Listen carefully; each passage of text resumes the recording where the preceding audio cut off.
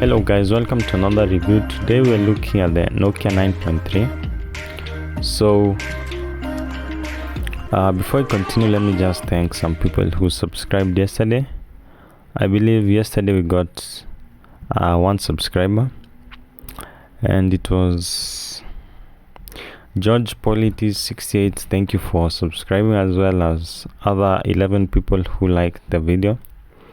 So in this video, let's get 20 likes and let's get to 330 subscribers. I know it's possible. Just hit the subscribe button and let's continue. So the main feature about the Nokia 9.3 is that it's going to shoot at 8K.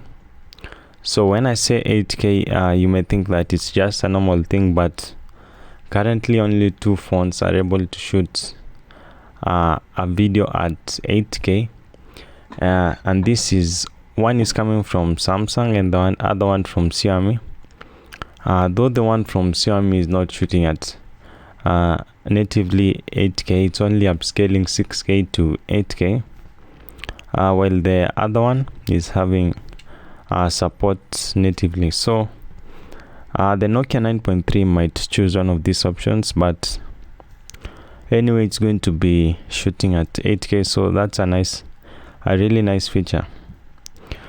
Another thing that you should be aware of when you're thinking about buying the Nokia 9.3 is that it might be having an inbuilt front-facing display. So that technology was available, was mainly showcased last year, but no other company has able to put it inside one of their phones, because it's not a really easy thing and it still is under development. But from the recent news, it seems like Nokia 9.3 is going to feature it, and I think that will be a nice feature. It will be the first device to feature that, probably in September when it's going to be released. So in the previous Nokia 9, there were some issues. Mainly is that when the phone released, it launched with a previous generation of Snapdragon, which was the Snapdragon 845. This was one of the mistakes that Nokia made, and a lot of people weren't pleased about this feature. So the phone had some bit of lag when you're opening the camera, and generally it wasn't a good thing for a flagship device to launch with the previous model. So Nokia learned from this, and this time they're going to be releasing the phone with the Snapdragon 865, which is the most recent Snapdragon chipset. It's also going to feature 5G, which I'm sure it's going to be incorporated in the Nokia 9.3. So that's another feature that previous Nokia owners weren't pleased with, but Nokia, I believe, has learned from its past mistake, and it's going to release phone with the latest version of Snapdragon. So it's also going to come with 5G. That's another addition. So we can just look for more news. So concerning the camera, it's going to feature a 108 megapixel camera or a 64 megapixel main camera, which it's just a lower version, but most likely it's going to have the 108 megapixel camera, so that it's going to feature the 8K. So concerning the software, it's going to have a pure Android software, which was also present in the Nokia 9.0. It had a stock Android 9 during the time of its launch. So this time we're also expecting it to have a stock Android 10.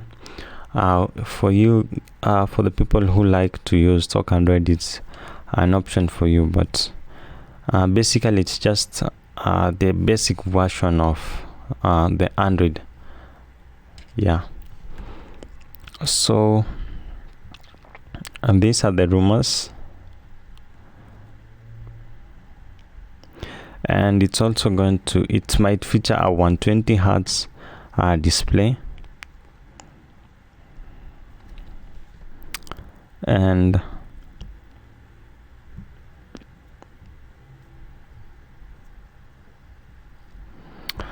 from this news it's saying that the camera configuration is yet undecided, so the camera designs might also change in the future, but we're expecting it to look somewhat of this design, with a 108 megapixel camera from Samsung. So what's the other thing? Anyway, before I continue, remember to like the video and subscribe. It really assists the video. Let's say when you like and subscribe and watch at least 5 minutes, the video gets ranked higher, so the video gets more views. That's why you need to do that.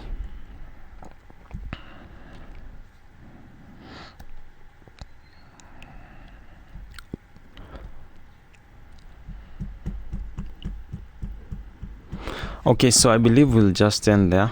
The main feature of this phone is that it's going to feature 8K in 30 FPS. So if you like recording videos in 8K, this will be an optional phone for you, and most likely it will come at a slightly below price, slightly budget price than what other flagship phones offer. So that's all. Thank you for watching.